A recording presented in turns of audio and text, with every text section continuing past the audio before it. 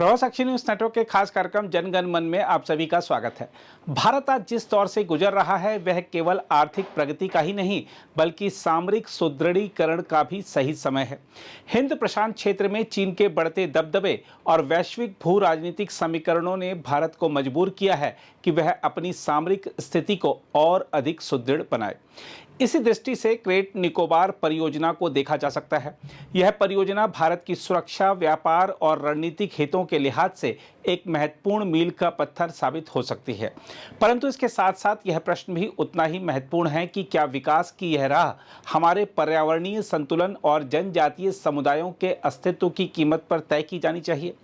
परियोजना की रूपरेखा और महत्व की बात करें तो आपको बता दें कि लगभग 81,000 करोड़ रुपए की लागत से तैयार की जा रही इस योजना में अंतर्राष्ट्रीय ट्रांसशिपमेंट पोर्ट, ग्रीनफील्ड अंतर्राष्ट्रीय हवाई अड्डा, नवीन टाउनशिप और ऊर्जा संयंत्र शामिल हैं। नीति आयोग और Andaman Nicobar islands integrated development corporation के तहत इसे लागू किया जा रहा है।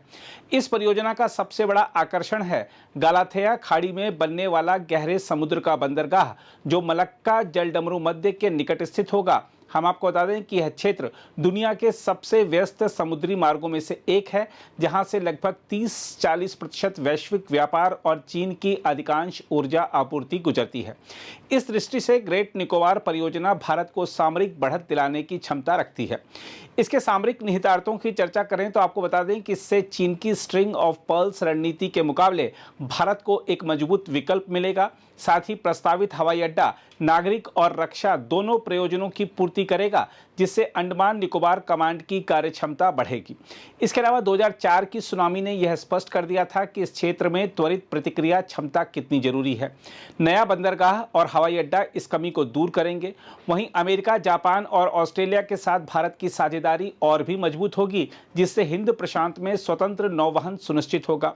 विपक्ष और पर्यावरणविदों की आशंकाओं की चर्चा करें तो यह ध्यान रखना होगा कि हर सिक्के के दो पहलू होते हैं, इसलिए इस परियोजना को लेकर गंभीर आपत्तियां भी सामने आ रही हैं।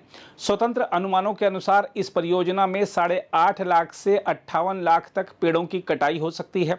इससे निकोबार मेगापोड और लेदरबैक कछुए जैसे दुर्लभ जीव प्रजातियां संकट में पड़ सकती हैं।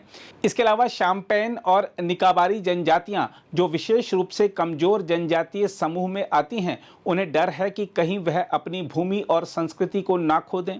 विपक्ष का आरोप है कि परियोजना को मंजूरी देते समय वन अधिकार अधिनियम जैसे संवैधानिक प्रावधानों की अवहेलना की गई।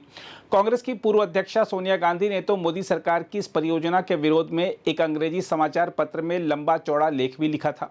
सोनिया गांधी और कांग्रेस के तमाम नेता बार बार चेता रहे हैं कि यह परियोजना सुनियोजित दुर्घटना साबित हो सकती है।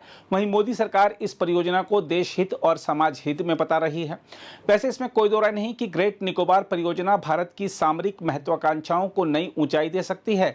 यह न केवल चीन की बढ़ती गतिविधियों का संतुलन साधेगी, बल्कि भारत को हिंद प्रशांत में एक सुरक्षा प्रदाता के रूप में स्थापित करेगी।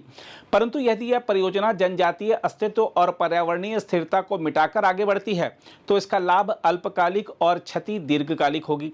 इसलिए आवश्यक है कि सरकार विकास और संरक्षण के बीच संतुलन साधे।